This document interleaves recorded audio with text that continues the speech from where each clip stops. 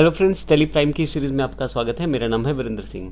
पिछले काफ़ी सारे सेशंस जो हमने कवर अप किए हैं वो अकाउंट्स ओनली के साथ थे। हमने जितने भी अपने अकाउंट्स मेंटेन किए वो अकाउंट्स ओनली के साथ थे, लेकिन इस सेशन से हम अकाउंट्स विद इन्वेंट्री की जानकारी लेने वाले हैं।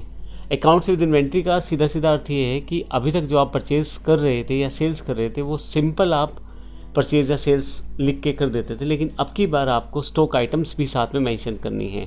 आप जिन गुड्स में व्यापार करते हैं उनकी जानकारी भी आपको देनी है। जैसे मेरे पास यहाँ एग्जांपल पहले से है, मैं लैपटॉप में डील करता हूँ, यानी कि कंप्यूटर का कार्य करता हूँ, कंप्यूटर सेल या परचेज़ करने का। तो लैपटॉप जो है मेरे पास डिफरेंट कैटेगरीज़ के हैं, और जैसे मेरे पास 2 कैटेगरीज़ के लैपटॉप हैं यहाँ पे 15.6 स्क्रीन के साथ, 14.8 स्क्रीन के साथ। फिर उसके बाद मेरे पास अलग तरह का स्टॉक आइटम्स पड़ी हुई हैं, जैसे एसर जो है, डेल का लैपटॉप पड़ा हुआ है, एचपी का पड़ा हुआ है, फिर डेल का है, फिर उनकी क्वांटिटी पता लग जाएगी मुझे कितनी क्वांटिटी है। अब इन सब को मैं अपनी यूनिट ऑफ मेजरमेंट से माप ये भी चेक कर सकता हूँ कि मेरे कितने पीसीस पड़े हुए हैं। तो एक सिंपल सी बात ये है कि अगर आप अकाउंट्स को विद इन्वेंट्री करना चाहते हैं तो आपको कुछ और चीज़ों की जानकारी देनी होती है टेली प्राइम को, ताकि आप एंट्रीज को करते समय अपने स्टॉक की इन्फॉर्मेशन को भी वहाँ से बता पाएँ। तो यहाँ पे मैं आपको बता दूँ कि सबसे पहले आपको अकाउंट्स विद इन्वेंट्री के लिए कुछ ऑप्शंस ऑन करने हैं, उसके साथ अपना यूनिट्स स्टॉक आइटम्स क्रिएट करनी है। तो आइए देखते हैं इस सेशन में हम ये किस प्रकार से कर पाएंगे। यहाँ मैं गेटवे ऑफ टेली पे आ चुका हूँ। सबसे पहले जो सबसे इम्पोर्टेंट कार्य आपको करना है, आपको सबसे पहले F11 प्रेस करना है और ये सुनिश्चित करना है कि इन्वेंट्री में मेंटेन इन्वेंट्री यस रहे, integrate accounts with inventory option भी यस रहे। अगर ये ऑप्शन यस नहीं रहेंगे तो फिर एक छोटी सी समस्या ये रहेगी, हम अपने अकाउंट्स के एंट्री को इन्वेंट्री के साथ नहीं कर पाएंगे। तो मैंने यहाँ दोनों पहले से यस कर दी हैं। वापस आ जाता हूँ यहाँ से।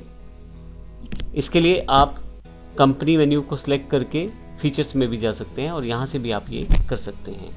इसके बाद मुझे यहाँ पे अगर आप क्रिएट पे चले जाएँ तो आप देखेंगे कि जहाँ अकाउंटिंग मास्टर्स आ रहे थे group, laser, currency, voucher type के नीचे अब इन्वेंट्री मास्टर्स भी अवेलेबल हैं। अगर आप अकाउंट्स विद इन्वेंट्री ऑफ रखेंगे ऑप्शन, यानी कि उसे डिसेबल रखेंगे, तो उस केस में यहाँ पे इन्वेंट्री मास्टर्स नहीं आएंगे।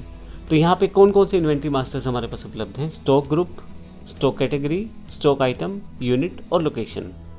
मैं आपको ये भी फ़र्क बता दूँ कि जब अकाउंटिंग मास्टर्स की बात की थी, जो ग्रुप्स थे हमारे पास पहले से बहुत सारे ग्रुप्स बने बनाए थे, लेकिन इन्वेंट्री मास्टर्स में ऐसा बिल्कुल भी नहीं है। केवल आपके पास नाम दिया गया है, हर चीज़ आपको खुद डिफ़ाइन करनी है। ग्रुप भी खुद डिफ़ाइन करना है, कैटेगरी भी खुद डिफ़ाइन करनी है, आइटम भी, यूनिट भी, ये सारी चीज़ें आपको बतानी है।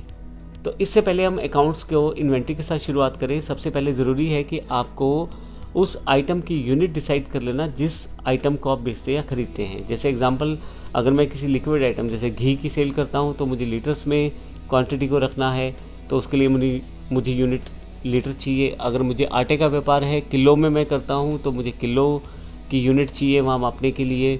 इसी तरह से मैं जो कंप्यूटर सेगमेंट में कार्य करता हूँ वहाँ पीसीस की बात आती है, तो मैं यहाँ पे पीसीस नाम से यूनिट बना सकता हूँ।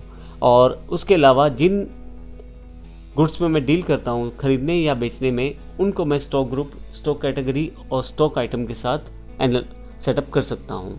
मेरा जो व्यापार है वो लैपटॉप के लेन देन से संबंधित है, तो ऐसे केस में मेरे पास stock group, stock category, stock item, unit of measurement को मुझे यहाँ पे डिफाइन करना है। मैं आपको ये बता दूँ कि लैपटॉप बेचते वक्त या खरीदते वक्त वो पीसीस में संख्या रहती है उसकी। तो ऐसे केस में सबसे पहले मुझे यूनिट ऑफ मेजरमेंट का निर्धारण करना है, तभी मैं बाकी चीज़ें तय कर पाऊँगा।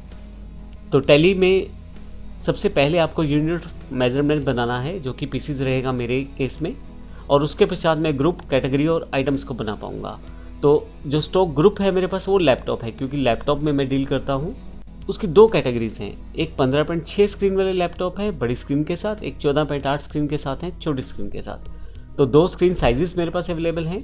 फिर उसके पश्चात अलग अलग तरह की स्टॉक आइटम मेरे पास अवेलेबल है, अलग अलग ब्रांड के हिसाब से। जैसे एसर का जो लैपटॉप है वो 1 पीस है मेरे पास, डेल का 2 पीस है, एचपी के 2 पीस हैं, डेल के फिर से 3 पीस हैं, डेल के 15.6 के 2 पीस हैं और डेल के 14.8 के 3 पीस हैं। तो आप देखेंगे कि ये सारी जो इन्फॉर्मेशन है मुझे पहले अकाउंट्स में अपने अकाउंट्स विद इन्वेंट्री को ऑन करते हुए पहले बतानी है, जिसके साथ फिर मैं आसानी से अपनी बिजनेस एंट्रीज को कर पाऊँगा। तो आइए सबसे पहले हम अकाउंट्स में यूनिट ऑफ मेजरमेंट को बनाते हैं। सबसे पहले मैं गेटवे ऑफ टैली से क्रिएट पे आ जाता हूँ। आप देखेंगे यहाँ पे इन्वेंट्री मास्टर्स मेरे पास हैं, स्टॉक ग्रुप, कैटेगरी, आइटम, ये मुझे सब डिफाइन करनी है, लेकिन सबसे पहले इंपॉर्टेंट है यूनिट डिफाइन करना। तो मैं यहाँ यूनिट डिफाइन करता हूँ। यूनिट में आप जो सिंबल है आप उसका प्रयोग कर सकते हैं। मैं यहाँ पे पीसीस के लिए PCS कर देता हूँ। फॉर्मल नेम जो है मेरे जो यूनिट है उसका पीसीस है, तो मैं पीसीस कर देता हूँ। नंबर ऑफ डेसिमल प्लेसेस, इसका अर्थ होता है कि दशमलव के स्थानों तक अगर आप चाहें तो अपनी पीसीस की कैलकुलेशंस कर सकते हैं, लेकिन मेरे पास ऐसा ऑप्शन फिजिबल नहीं है, यानी कि पीसीस जो हैं वो डेसिमल में नहीं होंगे। लेकिन ऐसा बिजनेस जिसमें आप यूनिट क्रिएशन ऐसा प्रयोग कर रहे हैं जो कि डेसिमल में हो सकता है, तो फिर आप उसका प्रयोग यहाँ पे करें। जैसे आप कोई पेट्रोल बेचते हैं, आप आटा बेचते हैं, कोई लिक्विड का आइटम है जो बेचते हैं, ऐसी क्वांटिटी जो आप डेसिमल में बताना चाहते हैं वो आप यहाँ पे शो कर सकते हैं। मैं अभी इसे 0 कर देता हूँ। एंटर करते हुए ये मेरी यूनिट जो है वो क्रिएट हो जाती है। तो इस सेशन में हमने देखा हमने यूनिट किस प्रकार से क्रिएट की, और बेसिकली हमारे पास अकाउंट विद इन्वेंट्री से किस प्रकार से हम आगे आने वाले सेशंस में देखेंगे वाउचर को कैसे क्रिएट करेंगे। साथ ही इन्वेंट्री मास्टर्स को भी देखेंगे किस प्रकार से हम बनाएंगे। धन्यवाद।